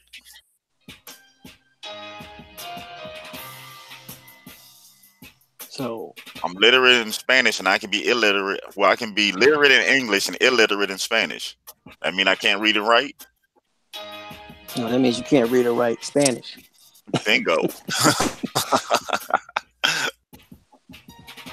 That's what they do. They teach us, and they leave things up for our interpretation. I'm gonna tell you the biggest way that we know that's the case. When you make a statement and then someone corrects you, and then you go, "Well, you know what I meant." right? How many times have Yep. you heard someone say that? Or how many times have you said that? When the Hmm. truth is, I don't know what you meant. I know what you said. I can only interpret it off of my experiences. That's why four people can read Moby Dick, and all four will have a different interpretation. So unless you tell me what you meant, I don't know. I can only go off of what I know and what I hear or what was implied. Hmm. So, and when you and if you've ever gone to do any public speaking, or they teach you about public speaking, one of the first rules they teach you is that you are responsible for the message that you present. It's not up to the listener to determine what you mean. It's up to you to The determine that they speaker, got the message. yes, the speaker must put the message in the format to where the listener can get it, gravitate to it, and apply it. Break it down to a seventh grade level so everybody can understand it. No, Simple. but we weren't taught to teach. We weren't taught to speak that way when we were in school. So when it came down to reading and understanding the way the English language was written, many of us did know, and we got to realize too, a lot of us they didn't want us to know. You Just think look with at all their these form bills of and stuff teaching. being look, think with all these bills and stuff being passed in the 1800s, they wouldn't agree to this mess. I'm sorry. Go ahead, Bones. But even look at their form of school. They were teaching preachers. Let's break down what a preacher is and what a preacher does. Don't a preacher just give you regurgitated stuff over and over and over and over and over and over and over? That the whole concept of a preacher isn't for you to think for yourself. It's for somebody else to tell you the interpretation of what they reading, and for you to live your life off of their interpretation of it. Let's think.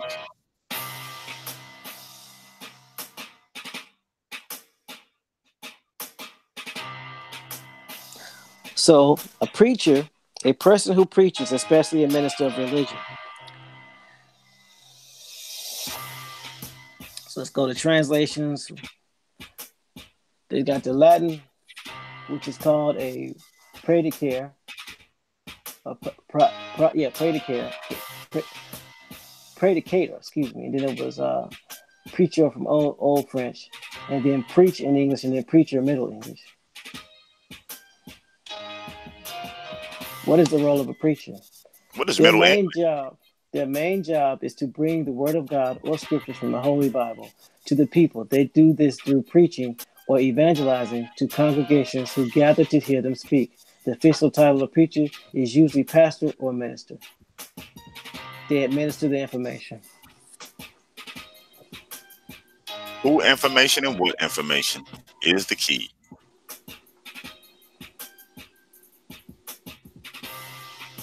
Came over here with the whole thing. Okay, we finna tell y'all what y'all want, what we want you to believe and think.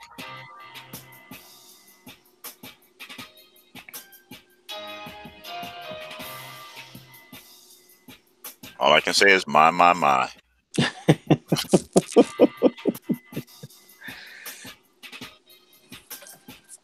Life and death is in the power. Life and death is in the power of the tongue. Just know that.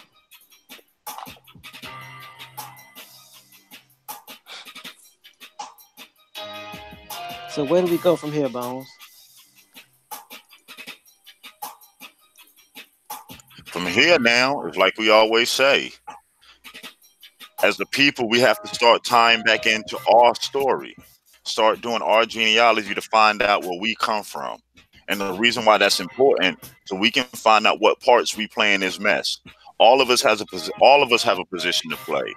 Some of us might come from tribes that hold responsibility for this act. It's up for us to start, like I said, accepting our responsibility in this mess, accepting the role that we played in this. No, we're not 100% innocent, and no, we're not 100% guilty. But we know that these people can come over here and do the things that they did by themselves. We know for a fact that they had help.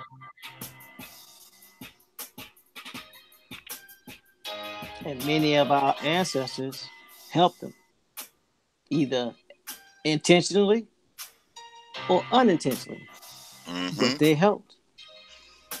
and we have some atoning to do. We have to get this right and make this right, because if not, we're going to continue this cycle that we've been in since the beginning.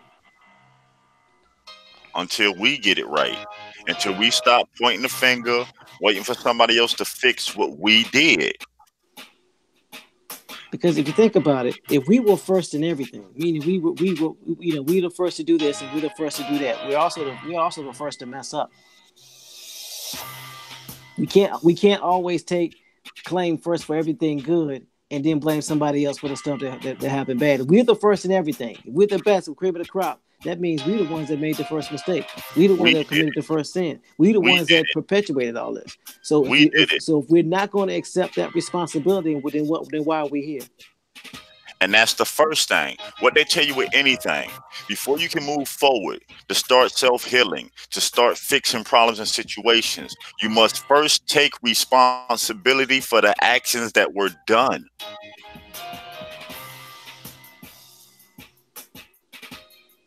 Because if you can't take responsibility for what you did, if we can't take responsibility for what we did, how are we going to fix it? Because if I blame you for my problem, then I'm waiting for you to fix To it. fix my problems. And you can't fix my problems. I must fix my problems. Get it? Because those problems are mine, and I can't pawn them off on you.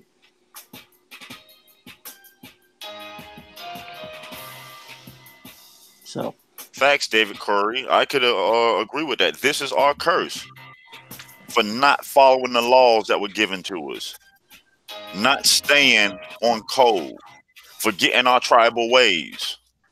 Because what it said, we read that a lot of tribes turned their back on their tribal ways to make partnerships with the European. matter of fact, that was one of the prerequisites for becoming a civilized tribe. Yeah. You had to give up your tribal ways and accept the laws and the ways of the colonizer. Remember, if y'all didn't hear what he just said, in order to be considered a civilized tribe, it stated you had to turn your back on your tribal ways and pick up the colonizers' ways. Live the way they lived. Because any Indian that lived around them and lived their way, what would you consider by the census? What did the census say if you lived around them? So the white. Mm-hmm. Hmm.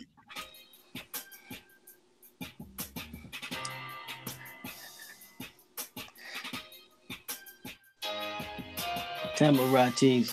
She's got it. She says first step in AA. Yeah, you know you can't read all that. There you go, sister. You know what? There you go, this rising sister. She hit it right on the head. She did. She definitely did. And look, it's AA too. Hey, AA, continence Autonomous Assembly. Yeah, taking responsibility for our actions. Remember, this is where the real work gets done. And facts. sometimes that real work is unpleasant. It stings. It hurts a little bit. But we are not going to run from it. We're going to face this head on, like the men and women that we are. Our ancestors left a responsibility on us to fix their mistakes and their errors. So let's do it. Let's start by individually finding our tribes, tying back in, finding our tribal land, using our voices, our influence, our skill sets to build our nation back. We all got skill sets. Yep. And one of the biggest arguments that the civilized tribes, aka the Creek and the Cherokee, are having with the Freemans, Indians, is that they're saying their argument is, well, they just want their casino money. Well, if you go to your tribe and you are offering your specialized talent or skill, you're bringing something to the table. You're not asking for anything. And here at the Continental Assembly, we work with the tribes. We're bringing. We're not coming with empty hands. We're not coming asking. It's time for us to take our rightful place back. It doesn't get better until we get better. The system not gonna work for us until we apply ourselves to the system and make it work for us. Our ancestors designed it for us. You trying to tell me 100 years ago? Not even 100 years ago. Yeah, we can say 100. Coming up to it. The early 1900s, we can build empires and have all the wealth. We can't do it now. And I don't want to hear because when we did it, oh, they broke it down and did this and did that. That happens because we don't unite. That happens because we're not on code. Too many of us are selling out our own people for a piece of the pie. Why we want a piece of the pie? My ancestors made the whole pie. Yeah, they had the pie factory. The filling for the pie, the wheat for the crust, the heat for the oven to bake it. Don't give me no crumbs and we making it.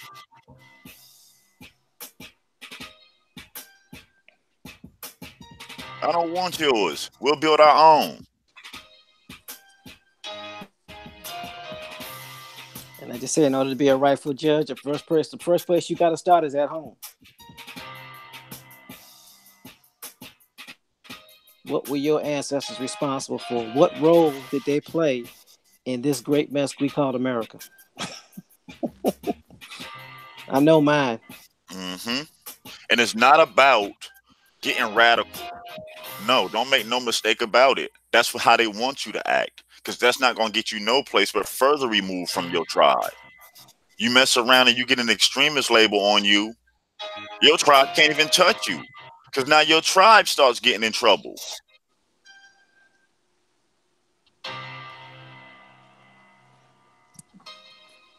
See, That's facts. the physical fight, that's a distraction. A physical fight is easy.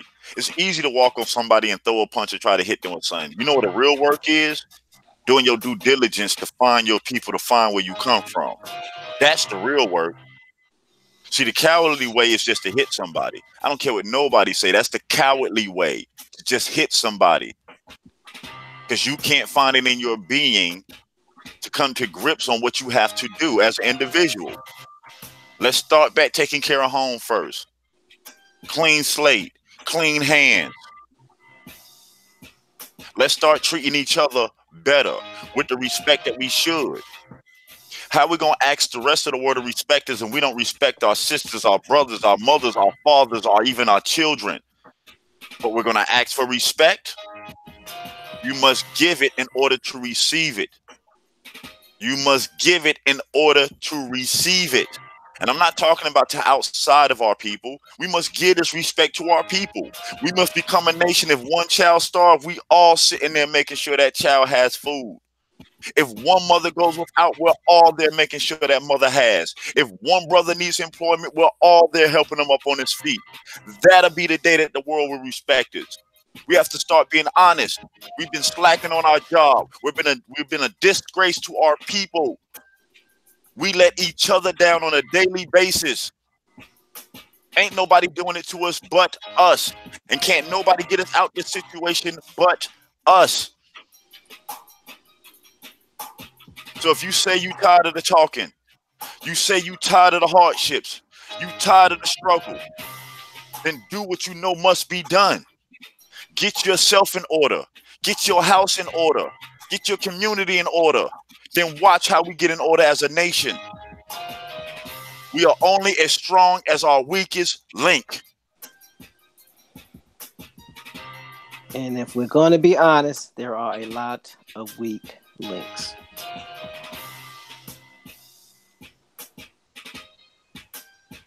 Comes back down to choice. What you gonna do with yours? You gonna sit back and complain? Oh, they killed another one of us. Why?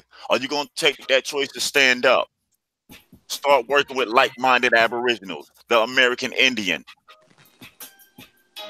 Start getting out in our neighborhoods, meeting each other, meeting our young, meeting our middle age, meeting our elderly.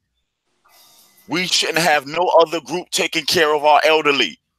We should be embarrassed that we don't have infrastructures that's built for them. We should be embarrassed that our children must go to other institutions to get brainwashed. We're the adults now. So whose fault is it? Ours.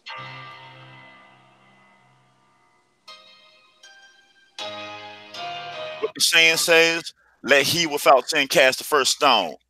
Nobody but to lift their arm up right about now. Damn, put this rock back down. I was just trying to be funny. I can't even throw it. That's facts though, for real. And everything starts at home, and then with your neighbors, and then with your neighborhood, and then with your community. Because here's the thing, and I'm gonna ask, and I'm gonna make this one statement, and feel free to comment. If nobody in your community knows that you're an Indian, what are you doing? Huh? Huh? If nobody in your community knows you're an Indian, what are you doing? Really though, what are you doing?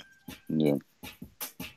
If nobody at your job or your place of business or your place of worship knows that you're an Indian, what are you doing? If you ashamed to let the world know, dang. Here's an even bigger one. If you know you're an Indian and you're not finding out if other people know they're an Indian and they live in your same neighborhood and they look like you and you haven't said anything to them, what are you doing? Just a Really simple though, question. what are you doing? If nobody knows but you, nobody knows it but The me. no, not we trying to get more views. We not trying to lose no views. I told y'all, I've been That up lack for of sleep 18 coming. hours. 18 hours, y'all. 18 hours. This, So you know, look, last 10 minutes of the show is coming through. it's Well, getting what the y'all best. thought y'all wasn't gonna see me? But it's beautiful to see all of my brothers and sisters here on YouTube and on Facebook and on the social media platforms.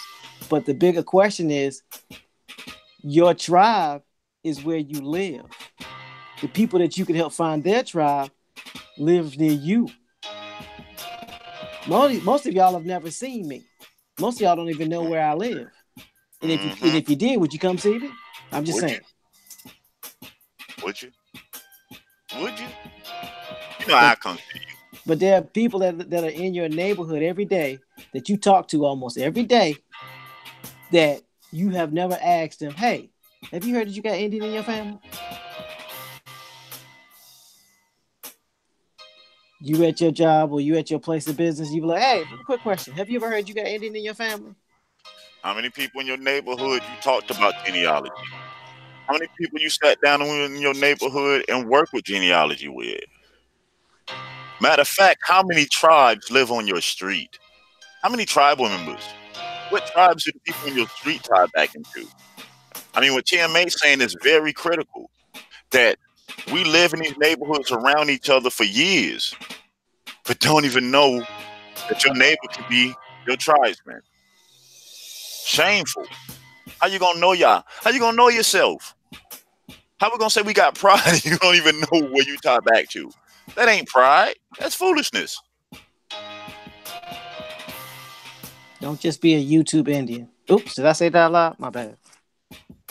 YouTube Indians. That's a no-no. It's what we are. Be proud of it. Hold your head high. We ran around claiming to be African American and black, and that wasn't our title, and we wore that with pride. So we are ashamed to be who we really are. We're ashamed to tell the world who we are. We can only get in back channel chats and tell the world. I scream it to the top of my lungs till I'm hoarse. I know who I am. The original AI before 1492. Question and the answer. Now what? Yeah. It's one thing to know who you are, but we need to help other people find out who they are because that's important. And what you'll find is as you continue to help people find out who they are, you'll find out more about who you are. And Fact. think about this: in order to receive, you got to first give. So if you're stuck anywhere in your genealogy, the real question that you might have to ask yourself is, am I helping anybody with their genealogy? And what you'll find is the more people you help with their genealogy, the easier it is to do yours. Just Yes, a it thought. is. I know when I started, I didn't know nothing about it. Now I got so proficient at it. What?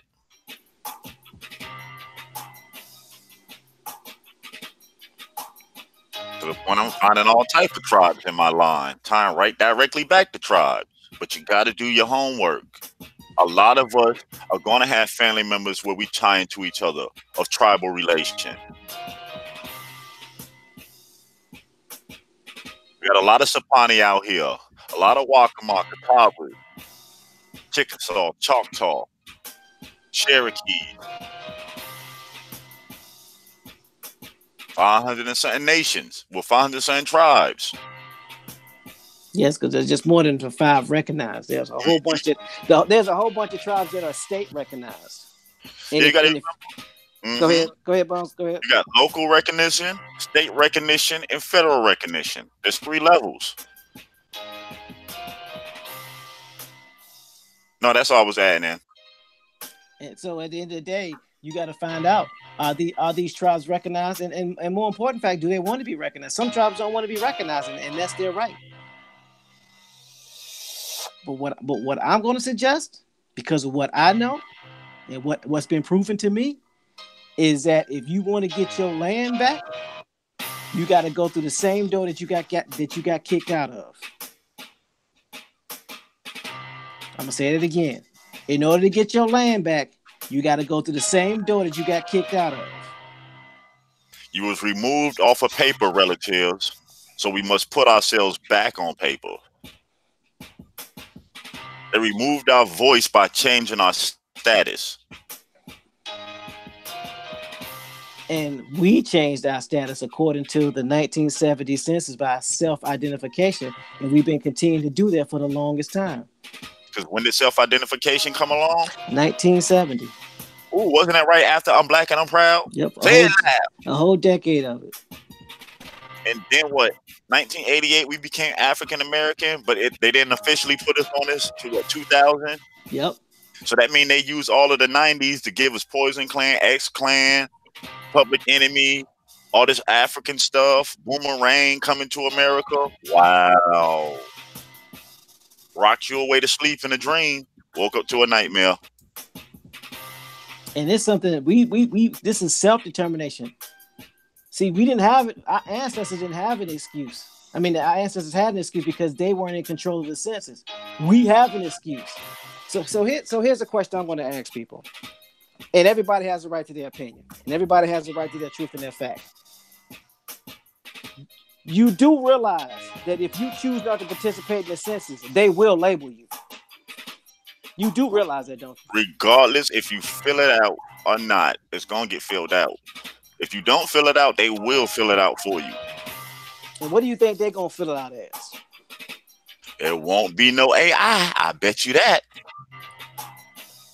And I want to put this out here. If you really know law, if you really study law, you might want to check on those terrorist acts. You might want to start studying Homeland Security.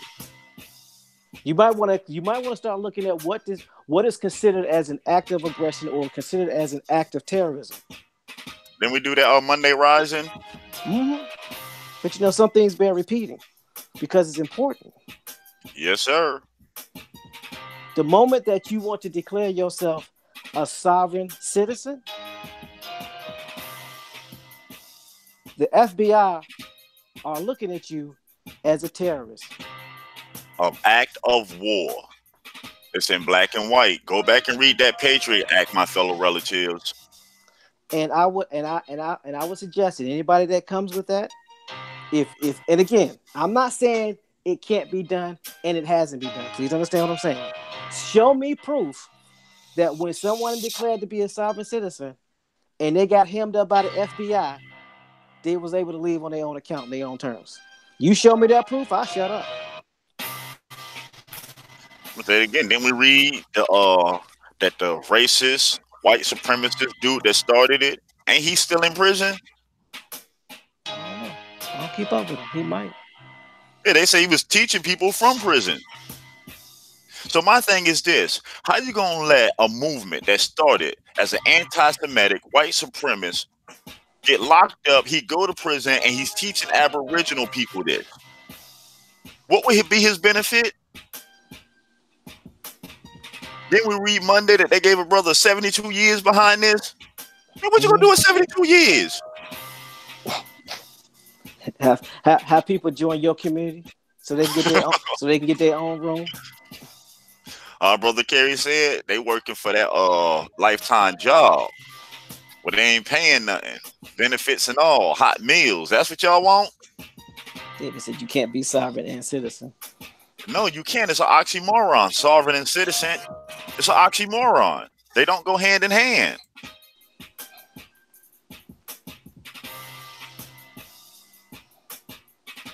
And correct me if I'm wrong. It's been a minute since I served in the United States military. But how many territories does the United States occupy right now? 190 countries. They have a base in 130 of them.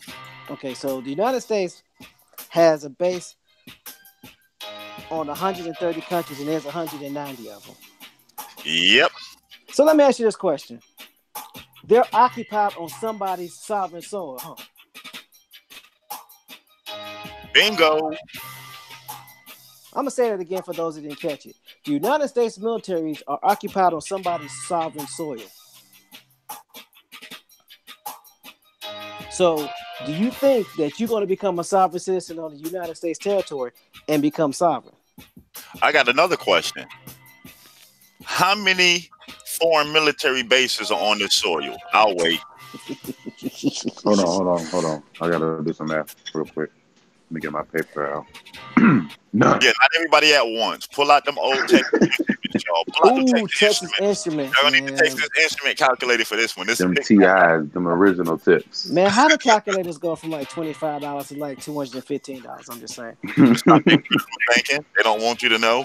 These math problems, you need Texas instrument to figure this out. So how many Let me get bases, this hyperbole. how many foreign bases are on U.S. soil? On this mainland soil? Anybody None. ever seen a Chinese military base here? A Russian base here? No. But don't we got a base over there in China? Mm-hmm.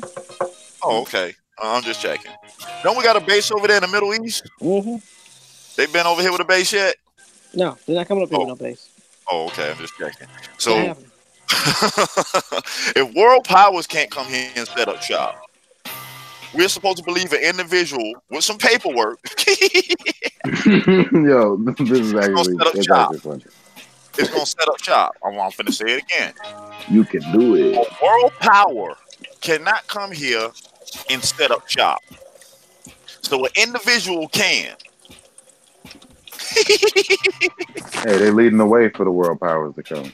Do y'all hear They- that? Do you hear that? No sellout.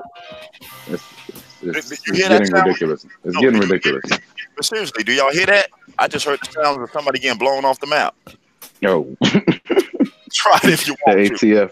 ATF target practice. Whole alphabet boys. And here's another thing: you are not sovereign if you have a Facebook account, if you have a Google account, and if you have a cell phone. I mean, unless you created all of that yourself and named it the same things that exist. I'm gonna say it again: you are not sovereign if you have a Facebook account, a Google account, or a cell phone. And what did the FBI and the CIA say in their report? They've been watching this since the 90s. Mm-hmm. That the report Monday let it be known that they're tracking Facebook conversations, that all these more sovereign conversations they're recording, they already know about it. Go ahead, be my guest. Bruce Willis, Die Hard. Without a David vendor. said, or a house note or car payments either.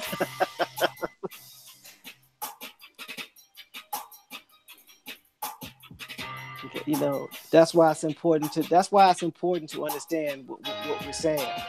Again, I could be wrong. It will not be the first time nor the last time. If there is some information to dispute what I know to be true, please bring it. Please.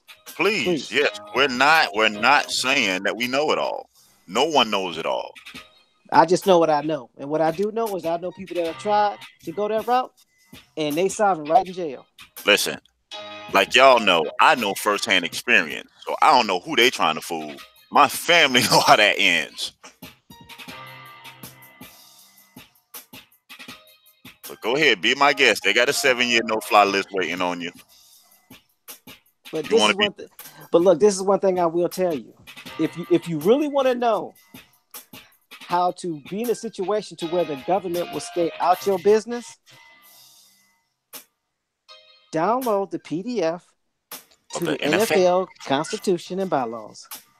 It's 292 pages. But you started it off with a key, my brother TMH.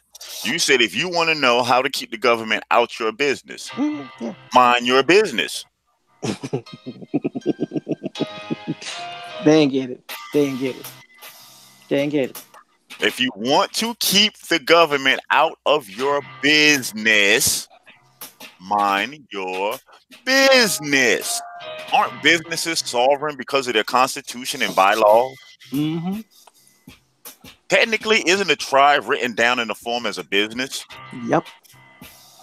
So the reason why tribes have sovereignty on their land because they have bylaws and constitutions, and the majority of them are 501c3s, Mm-hmm. nonprofit organizations. Mm-hmm. Oh, okay. That's Bylaws are nothing more than the laws that you live by. Wake up, people. that. Listen to the name. By law. These are by the laws you will govern yourself by. So if you have self-governing laws that are intact, that takes care of situations to where the federal government does not have to come in and babysit, then they mind their business because you're minding your business. Gets it? The government comes in when you're not minding your business. When they have to come in and take care of your business, they take you out of business.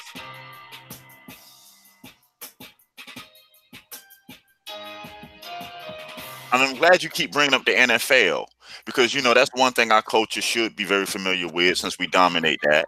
Is that isn't that an organization where I can have felony charges and I can still go to work and play? Mm-hmm. Isn't that an organization that hired people that had attempted murder charges and DUIs and accidents and all type of domestic violence, beating up on their wives on public television, and Mm-hmm. still perform and have a job? Mm-hmm. How about this one? How about this one? How about this one? And according to law, can you be tried twice for the same offense? Not in the same court. But you can in the NFL Yes, you can. because that is by law. Law. That's their laws. Don't believe me? Do Look your it up. research. Do your Read it. research. Do your research.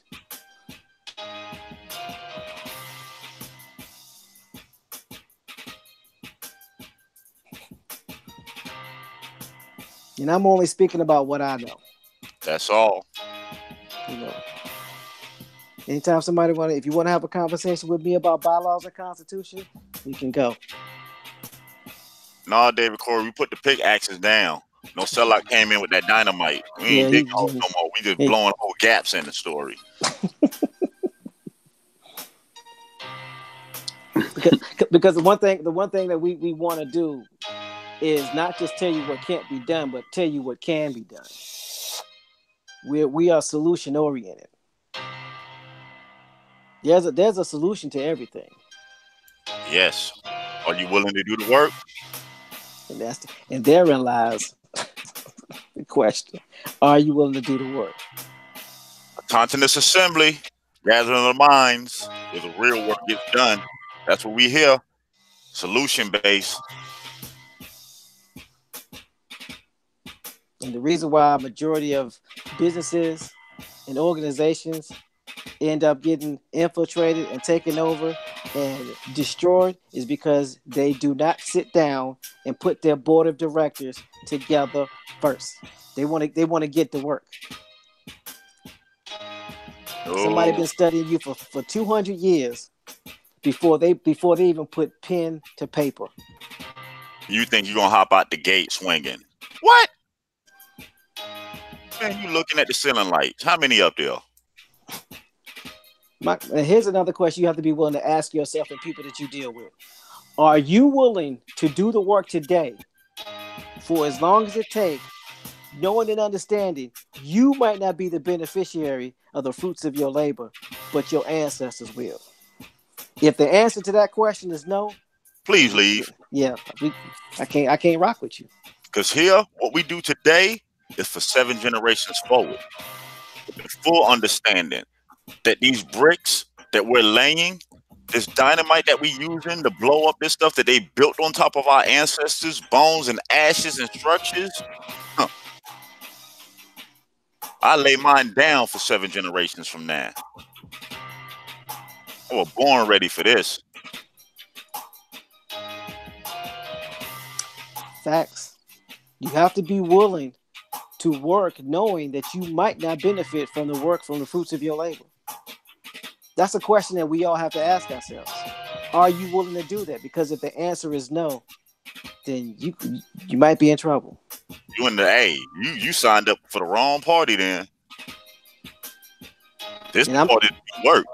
and then look, and I'm not talking about going out forming no militia groups and shooting up nobody. I'm talking No. about putting in the work, laying the proper foundation, and understanding that what you do, you might not benefit from, your children might not benefit from, but your children's children will benefit from. I'm all in. Because why do you think the census only gets released after it's been after 70 years? What you put down on the census in 2020 will not be released to your children until 2090. Think about that. Now you see why it's so critically important to do the work now. They got 90 years to hide stuff from you. What they're releasing the 1950 census in 2021, correct, Bones? Correct. So this would be the first time in my life that I will get to see what my mother was listed as in the census, what my father was listed as in the census. And for those of you that are probably a little bit younger than me, y'all have to wait 10 more years. It was done by design.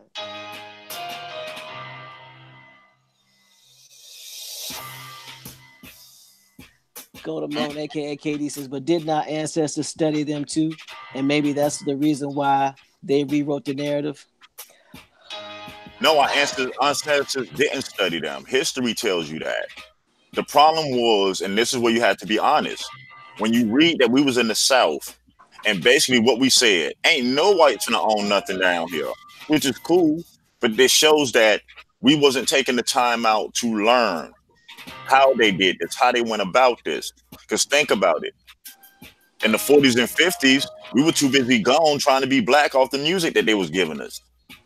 In the 70s, we were too busy hollering about civil rights and this and that. In the 80s, they had us drugged up and listening to gangster rap. In the 90s, they was pushing us all off to Africa. In the 2000s, oh, everybody just equal now.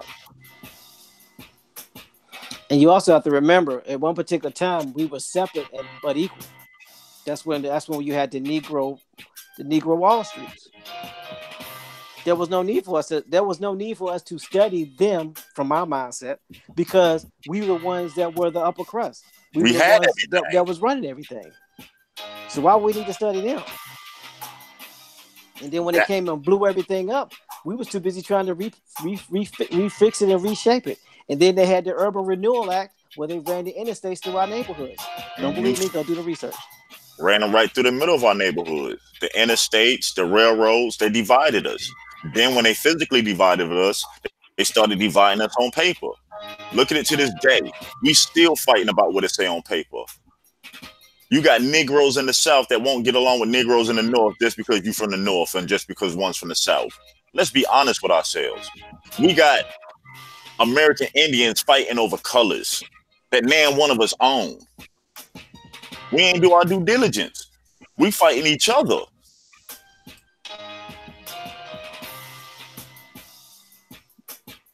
I mean, that's just real facts. We have our own people in some fractions, not all, but in some fractions, saying that we need to just stay away from the colonizer altogether. Now, I don't know where y'all came from, but one of the first rules I learned when having a competition with somebody, having a debate with somebody, or having a fight with somebody is know your competitor. Know everything about them, their habits, their goods, their bads. They gonna fight somebody that don't know nothing about them. They ain't about to get mollywopped. Why you think they got mollywopped when they came over here? Trying to fight with our ancestors and didn't know anything. Got stumped out, sat back for 200 years and studied. How else do you think they was able to put their children in place to take power? That didn't happen overnight. 9 months for a child to sit in the womb, then another 18 to 20 years for them to mature to an adult. Come on, for now, let's think. So you do this for 4, 5 generations. You done put enough people into these tribes to where you can cement power now and vote your own in. Because how do chiefs get selected, everyone? A chief don't self-appoint itself. Don't they get elected? Yeah, they get elected by the council. And to get elected by the council got to be voted in by the tribes people, right? That's correct. So now the tribe, if I can submit a bunch of my own in there, and we're voting because you have to remember, as tribes, we believed in voting. We voted about everything. Voting comes from us. So if we're voting, then all of a sudden they start planning and put theirs in. Then we have a vote. They vote their own people into leadership, wipe us off of papers, retell the story, get us to want to run away from our ancestor system. Y'all starting to see what the issue is? Like TMA say, we must start running. They erase us on paper so we go back in the paper. While we running from a system that our ancestors created? No. Let's take the time out and learn politics, learn the law, so we can do what our ancestors did in the early 1900s and late 1800s. Dominate the system again. You think them folks out there in Tulsa, Oklahoma, they knew law, they knew commerce? How else were they able to do it? They had a banking system, the largest banking system on this soil.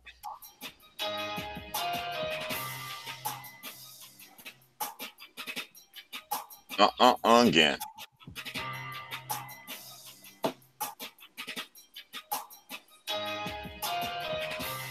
And I guess on that note, been another great Grand Rising show.